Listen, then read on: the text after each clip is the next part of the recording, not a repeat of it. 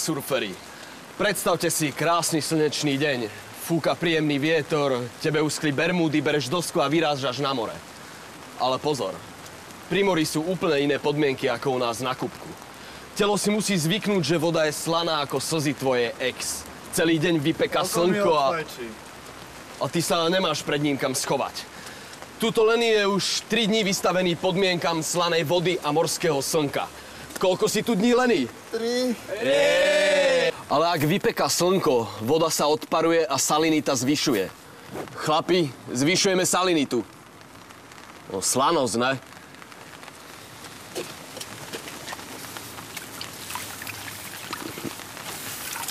Hej, nerob.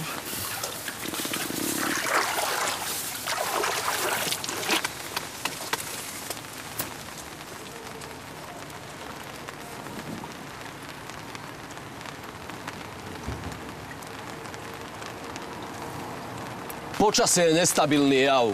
Pri mori sa mení z hodiny na hodinu. Ale dobrého surfera ani zo pár bleskov neodradí. Neodradí.